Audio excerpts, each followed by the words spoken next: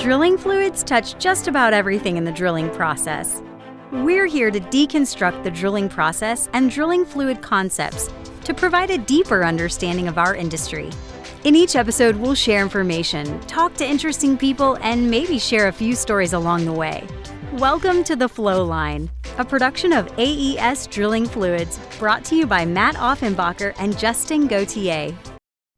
Hey everybody, welcome back to another episode of the Flowline. Again, here with my lovely co-host Matt Offenbacher. It's kind of a little different. We're middle of the week recording. Anyway, Matt, how's what is it today? Well, it's not hump day, but anyway, how's the week been for you? It's been a little surreal, I guess. Interesting. A little bit of everything, but so I was actually supposed to be headed out on vacation to the hill country. Oh, And yes. I think there's a lot of folks from Texas here. You probably heard about the flash flooding and just horrific loss of life and property, and but there's also sort of this sense of connectedness. If you grew up in Texas, you went to camp there, or Had you been there to Mystic Camp? no, I hadn't been to that camp in particular, but my church, they go every year to a camp up there outside Hunt, called Mo Ranch. And like my wife was a counselor there, and my sister went to camp there, so there, there's a ton of summer camps in that area that have been open for over 100 years. And so it's very much sort of like right up, you think of Texas country music, how many of them talk about going out on the river or whatever. Yeah. Well, it was the Guadalupe River, and it was like you're really very, very connected to those sort of things. And so, and we don't have any friends who are directly affected, but we know people who know people. Yeah. So there was both sort of the kind of the grieving and I think that's still going on. It's still heavy on our hearts, but also just kind of like since I was getting all prepared to be out of town, now it's like, okay. So were you guys were supposed to be in that area? Mhm. Oh, wow. Yeah. So, Jeez. anyways, so it made kind of like, oh, I'm working, but I'm not I guess I'll keep working. And, the kids were really excited, and we kind of got them hyped up. And Yeah. so, anyways, to the extent that they can understand, they understand. Yeah. So yeah, anyways, just, I guess, from our perspective, obviously we're thinking about all the people who've been affected out there, and, certainly, continue to explore ways to help. I think there's just so much of it right now is the recovery mode. There's Yeah. less that you can do unless you can operate heavy equipment and you're a trained rescuer or Yeah. professional. But I guess whenever this comes out, keep looking for ways to be thinking of those folks, whether you can support them financially or Yeah. or through your own time and resources. Yeah. No, I mean, it's been, it's crazy because my mom reached out and was like, "Hey, I know you're not in Kerrville, but is everything okay?" And I'm like, Yes, Mom, Katie's fine." But at the time, I didn't realize the severity. And then, after a couple of days, I was like, "Oh, this is really real." And again, just, thoughts and prayers to everyone out there that is affected in any type of way. It's crazy. And then to think of when something devastating happens, I mean, aside from hurricanes, but natural disasters is it's hard to compartmentalize it, because it's natural disasters and things, it's there's no root cause, right? Now, granted, you could get sort of in the weeds of climate change and this and that, but it's you can't point at something and say, "Oh, okay, if we would have done this, this would have not happened," and then you can plan forward and make sure that thing doesn't happen again. Now, okay, maybe you don't have a camp there, but it's hard when it's you can't grasp why this happened. Yeah, I mean, it's certainly a feeling of helplessness, and when something, and look, those areas flash flood, and even, I mean, when I was in the Boy Scouts camping out there, say, hey, you're sort of warned about it, but the other part of it is flash flood is, okay, stay away from the water. Right. But it wasn't 30 feet of it. Yeah, when a tsunamis coming your way, Yeah, so context, I mean, obviously it happened in the early hours of the morning. There's all kinds of ways to try and unpack and say, how can we prevent this? And I do hope that anything that can be done will be done, that this won't go to waste Yeah. from that perspective. But at the same time, there are these just sort of things where we can try and protect ourselves in every way possible. And my gosh, you wish you could have, right? You wish that Yeah. we were never talking about this. And at the same time, like, um, you you know, this was happened so suddenly. I mean, it's happened before, but it's been a long time. Um, so it's yeah, like just certainly recognizes we're not in control of all the things we think we are. Yeah. No, that is an absolute fact. And again, just kind of heart goes out to those affected. And like Absolutely. Matt said, if you can help in any way, just try and do what you can. Anyway, moving on to the drilling fluid world. We had another listener sort of uh, get in touch with you and had some questions. Valid questions. Again, some of the best episodes come from listeners kind of chiming in and asking some good questions. And so, Matt, I'll let you kind of give some context around what we're going to talk about today. Yeah, so I reached out by someone on LinkedIn. I usually avoid using names unless I get permission. So, anyways, thank you for the question, and I thought we'd make an episode out of it, even though I responded directly. So the question was basically they were mixing really heavy mud, trying to kill a well, like over 21 pounds per gallon. Um, and it can be done, but the fluid gets really, really thick and much harder to pump. It's why you're more likely to kill a well when you're going to drill with it because you can't wade up any further if you take Yeah. an influx. Um, but in light of that, he was basically saying, look, it was so thick I couldn't get a 600 reading. Like I didn't even know how to get a PV to see if this was pumpable. Um, and he said, is there even a way to do that? And this is a classic, like in the moment type question, but um, there is a way to measure broader viscosity with your equipment. But I thought, okay, well, why don't we make an episode that sort of runs through how your typical viscometer works and then the adjustments you would make to try and get those measurements. Okay. No, I think that's a great way to kind of kick things off. And so, on the notes here, we have a Couillette viscometer.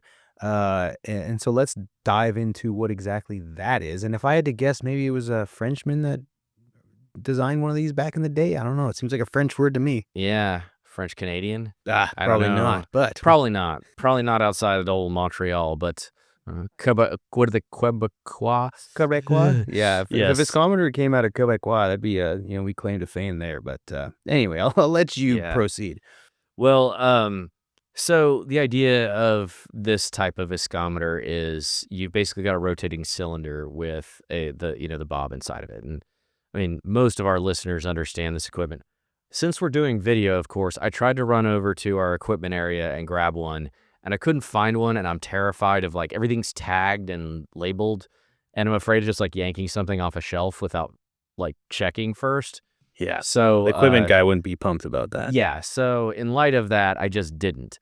But, the principle of how this works is you've got this rotor or the sleeve, the hollow sleeve, and it rotates at a fixed shear rate.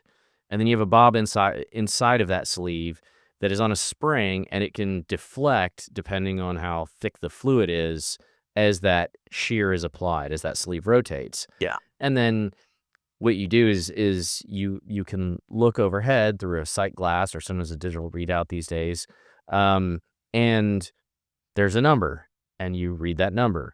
Now, most of these viscometers originally they would do 6 speeds, so there's a gearbox. Way back when you had the hand crank powered ones, and they had 2 speeds, they could do 600 and 300 RPM, which, interestingly enough, that's enough to calculate your PV and YP, right? Mm-hmm. But so for a Bingham plastic fluid, it did what you needed. These viscometers with these gearboxes, a lot of them now will do 8 speeds. Like a lot of the ones we send out do 600, 300, 200, 100, 60, 30, 6, and 3 RPMs. Yeah. But the idea here is that those are all different shear rates.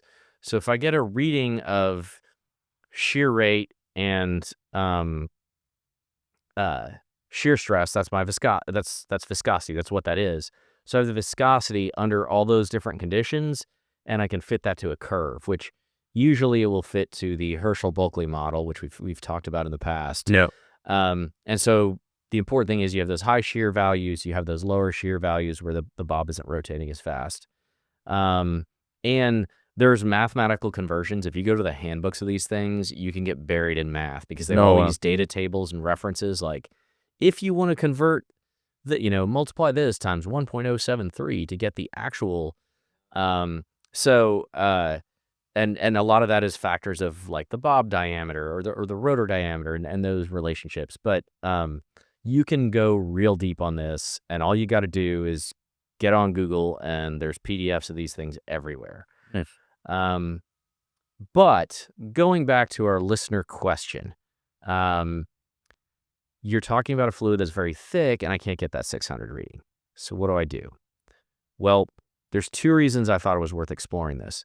One is, do you know what your current configuration is now for that viscometer? And the fact that you can change it, because you can change it to measure a broader range of viscosities by changing the spring. You can change. You can even change the bob.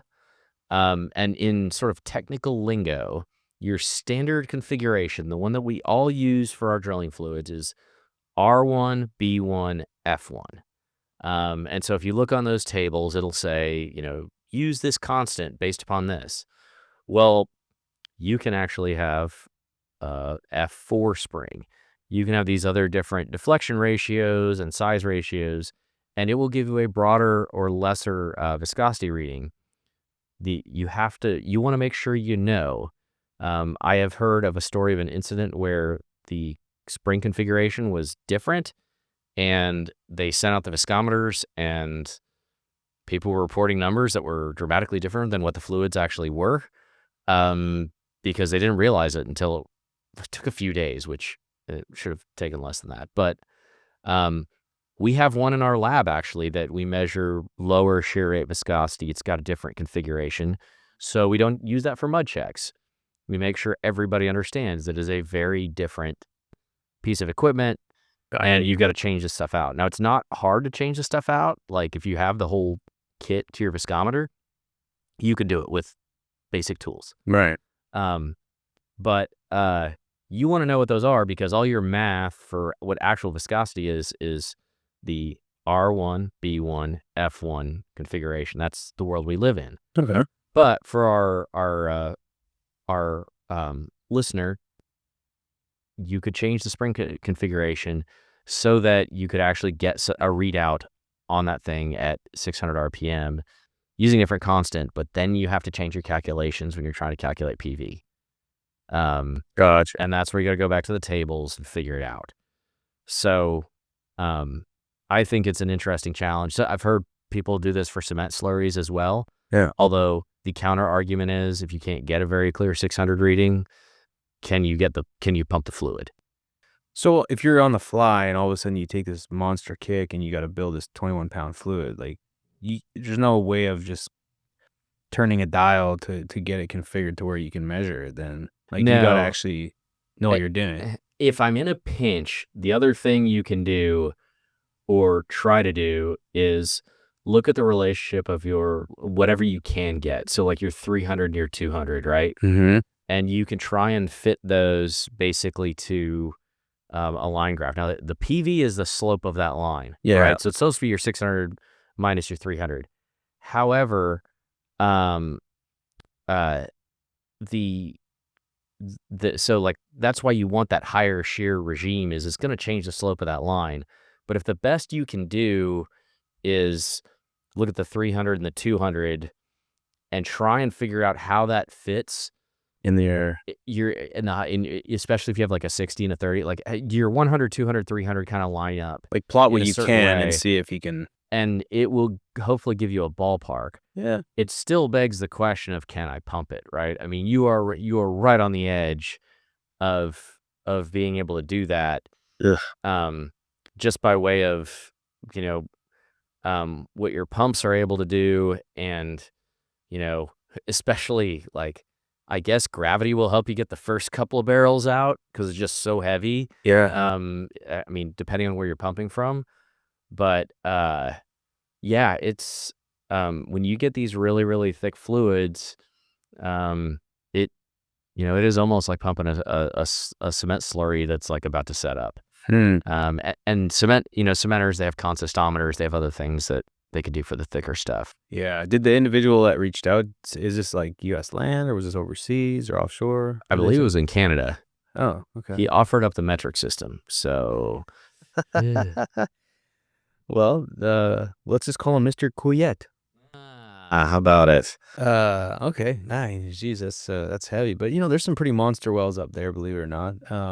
But hopefully we answered the question. That's interesting. I've never the heaviest mud that I've put together and actually had to weigh and get readings on was like an 18.1, I think, which I thought that was thick. I mean, I couldn't imagine 21 pounds. That'd be like you wouldn't even be able to see it move. It just looked like Play-Doh. Yeah, I mean, it's tough, and I think I'm not sure if it's the same person, but I think they used hematite as well as barite. I mean, Yeah, they were doing you'd have everything to. they could, which makes sense when you get that heavy. Um, Especially, I believe it was oil-based mud as well, if I remember. Like it, Yeah. All right. they had their work cut out for them. Yeah, unique case though, but I mean, if they had to do it once, there's a chance that it may come across again if you're drilling in the same region, the same bench. I mean, it's kind of crazy, but anyway, no, it's a good question. Matt, what about? I mean, is there technology out there that, like you even mentioned, like digital readings on a viscometer? Hopefully in time this stuff continues to evolve to reduce the I guess just the degree of error to make it more consistent. But what about automation? Is there things out there that may help with this eventually from the automation side of the things? I think so. I mean, we have automated viscometers in our lab. We don't send them out to the field because they cost more. They're annoying to calibrate. There's a lot of reasons to hold off on that thus far. Yeah. The nice thing about them is you can fit them to model curves. You're not just stuck at 600 and 300, 200, 100. Like you can give me 550. So you can tell it to do different things and give it different regimes that will really give you a lot more confidence. And there are sort of automated versions of that. The challenge with a Couette style viscometer, especially when you get to fluids that thick, is to take your measurement and then flush it out, right? So a lot of these have to have some sort of a base fluid or something that you can pump through because fluid just wants to get hung up between that bob and that rotor. So finding ways to get all that stuff cleaned out if you're going to do automation, but being able to come up with those sort of like digital ups and downs. And the other thing is a lot of them have a reservoir that you can heat up so you get the same temperature. Right. When we get into the other sort of automated viscometer methods, particularly what you call capillary, where you pump it through a pipe, and you basically calculate the pressure loss between 2 points in a pipe. Normally you'll see a couple of different diameters to capture different shear rates, but it is very difficult to confidently get those things to replicate the direct shear readouts that you're getting from a Couette style viscometer. So we like the Couette style viscometer because it gives you that 600 definitive, where with the capillary I'm just pumping it through and seeing the friction loss. I'm trying to calculate what 600 should be, or 300. So you're pumping it at different rates through and looking at the pressure loss. And those conversions just aren't the cleanest in the world. But I mean, the nice thing is, since they're just pipes, or plug them off. Yeah. So we've talked about automation in the past. Those ones, a lot of times, you can, at the very least, trend things, respond. It'll sort of tell you the neighborhood you're in. There's also some viscometers that work sort of like a tuning fork, and the vibration sort of helps you determine viscosity. That I think you'd probably consider more like a funnel vis as well. Somewhat difficult to convert it to the shear rate sort of spectrum you get with a Couette style. So I think that's why we will continue to kind of cling to that method until something a little more novel comes along. Yeah. But if you can digitize this and run some routines, which these newer electronic ones you can get around some of this stuff because you can just change a setting as opposed to physically changing a spring. Right. Flip side on you, though, when you have an electronic system, I have found that at least in the field, you tend to need to have more equipment on hand because they're harder to fix in the field. Right. Which means you just need a spare. Yeah. Which this thing's already more expensive versus the manual ones. Normally, I'm not endorsing it, but I will say that if you're a mud engineer in the field and you're having trouble, you can probably crack one of those things open and figure out what's wrong and do a little field repair. Yeah. So, and there are repair kits sometimes that they'll send out with them. So yeah. No, that's man, those are great points. I really don't have any other questions, man. Anything else before we wrap it up? No, I mean, I think that's about as captivating as we can make this particular piece of equipment. So, awesome. Well, if you have any other questions, and hopefully for the listener, we've helped answer your question. If not, again, as Matt's mentioned, we're always welcome and to chat. Again, the best episodes come from just the audience feedback. I mean, Matt and I's jar of ideas is certainly we still have more in the jar, but we're reaching pretty deep. It's a big jar, but we're reaching pretty deep. Most of the arm is in there. Yeah, no, it's but the cool thing is our industry is so dynamic, and there's always things that come up that we can create episodes on, but we just love hearing it from folks out there, boots on the ground, sometimes things that you're experiencing. So please engage with us, ask some questions, reach out, connect with AES Fluids on LinkedIn. Something, if you do follow LinkedIn or AES on LinkedIn, you may have noticed our Simple Promise golf tournament information is out there. It's one that we've done now. I think this will be the third or fourth year. I think it's the third year. Third year. I could be wrong, but I think it's at least 3 years. I think it's the third year. Yeah. Yeah, it is. I think it goes to a great cause. And so if you're interested in, participating, looking at, maybe some sponsorships, if that's something you're into, check it out. We're always, we're growing it. The amount of just charity money that goes to just an amazing cause continues to grow. And so just wanted to plug that. And with that being said, everyone, take care. Until next time. Cheers. Take care. Thanks for listening. Please tune in next week for another exciting episode of the Flowline. And remember, may your returns always be full and your trips always smooth. Views expressed in this program belong to participants and not their employees. The program is for informational purposes only and cannot take the place of seeking professional advice. Copyright AES Drilling Fluids.